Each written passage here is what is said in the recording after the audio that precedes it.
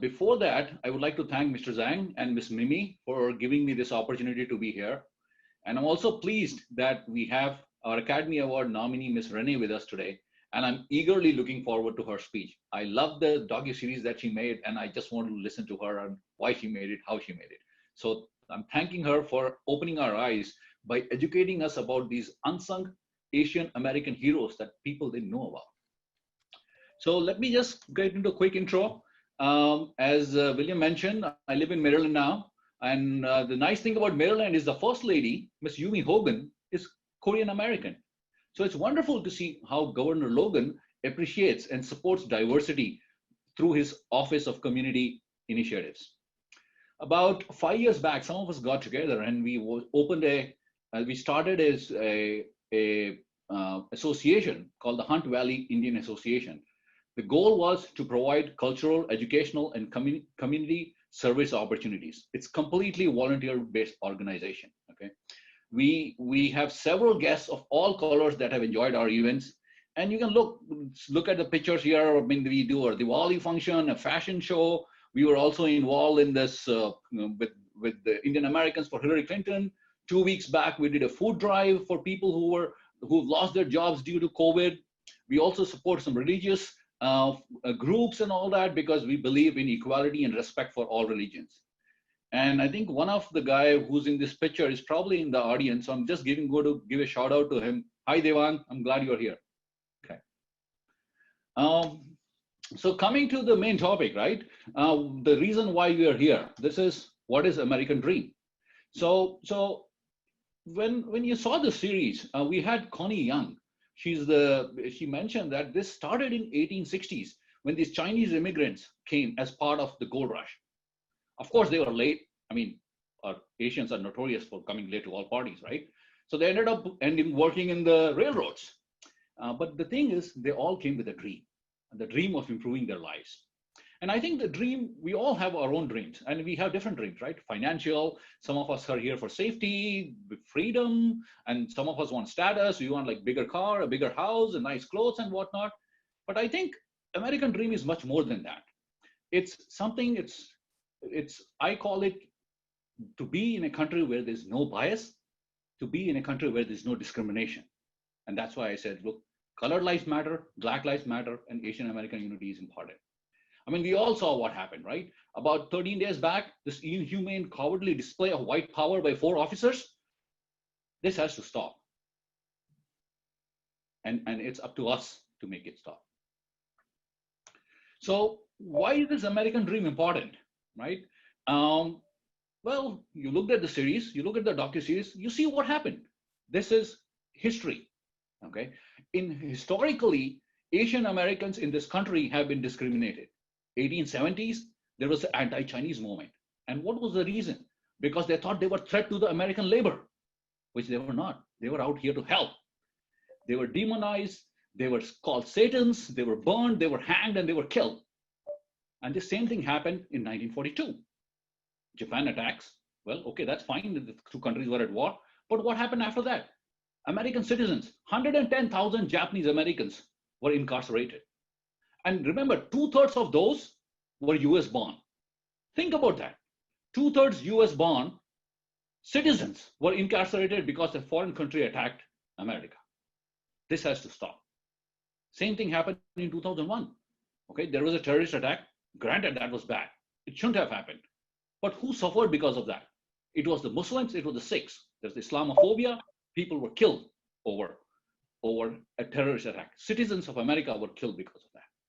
And now you see that in 2020, the COVID, it's supposedly Chinese. I mean, who calls it a Chinese disease or a Chinese virus? It's not Chinese virus. It's a disease that started, right? Okay, I agree, it originated in China. That doesn't make it Chinese virus. So when our Asian American reporters try to ask the leader about some questions which they're doing their job, they don't get fair treatment. This has to stop, because racial discrimination is not what we are here for.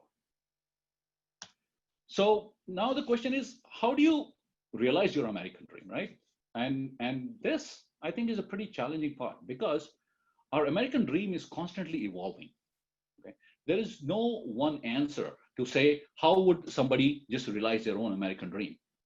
Uh, I had some of the thoughts. I mean, these are some of the things that I have seen that have worked, and I just wanted to share those with you. So the number one I feel is Asian American unity. We have to be united. Look, if we are united, we rule, we win, we have the power. And if we don't unite, somebody else has the power and they decide what happens to you. So this is my call to you guys, unite. Okay. Second is community service. And you may say, why is community service important? Look, a lot of non-Asian American immigrants, that's what I call them actually, they don't know about us. They just see the skin, they see the color of skin. We need to show them who we are. We need to connect with them. We need to show them that we care. It's from inside, we are all the same. And that's what we want to show them. Okay, then that's, I think, done by community service. I'm not saying community service only within your community. I'm saying community service for everyone. The next thing is communicate, right? I mean, well, Asian Americans have issues communicating. I mean, we have our own accents and whatnot, right? My daughter still make fun of me. Every week I get like, Daddy, that's not the way you're supposed to say it, right? That's fine. But still, go out and communicate. Okay? And now we have social media, right? Facebook, Instagram, Twitter, and I don't know what else kids use these days. So there's something called TikTok or whatever, right? Use these tools to communicate and show what you're doing. So people around you get to know you and they realize what you are. And the last one, which is most important, I think, is to be the decision maker. And when I say decision maker, I mean you be the person in charge. You go and capture White House, you rule the White House, or go and capture the state, become a senator, become something, become someone, either at state level, at a county level, school level, or PTA level, any level. Go out and become one. Now, I know not everyone can become that, right? But look around you. You will find people who are capable of doing that. Go out and support these guys and let them become the community leaders. Just wanted to briefly talk about the American dream from now and moving forward, right? This election year is very important. This is the first time we have the most South Asian candidates that are running for election. Okay, there are 28 plus that are running for Congress, running for state, they're running for local races. And this is just the South Asian candidates. I mean, think of adding the Asian Americans to it, and this list would explode.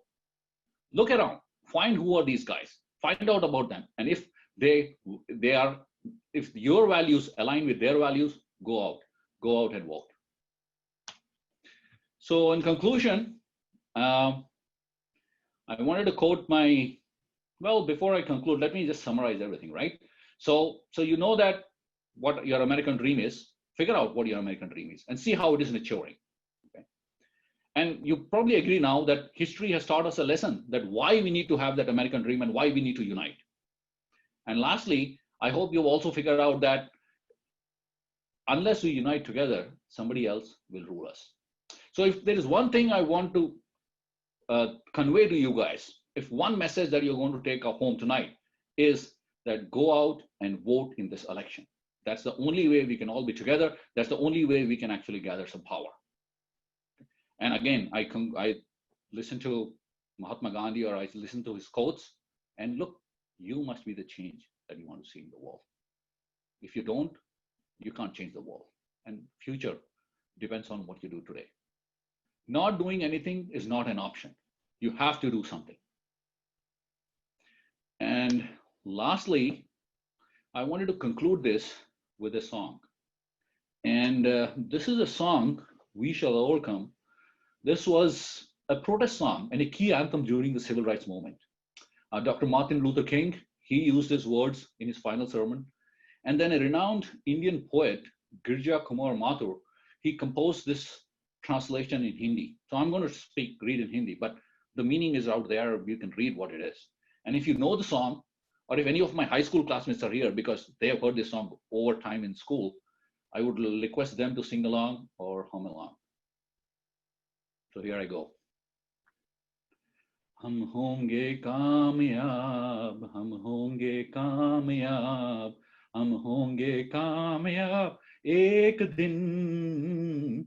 ओहो मन में है विश्वास, पूरा है विश्वास, हम होंगे कामयाब एक दिन. हम चलेंगे साथ साथ, हम चलेंगे साथ साथ, हम चलेंगे साथ साथ एक दिन। ओहो मन में है विश्वास, पूरा है विश्वास, हम होंगे कामयाब एक दिन। All right, guys. Thank you and enjoy the rest of the webinar. God bless you all.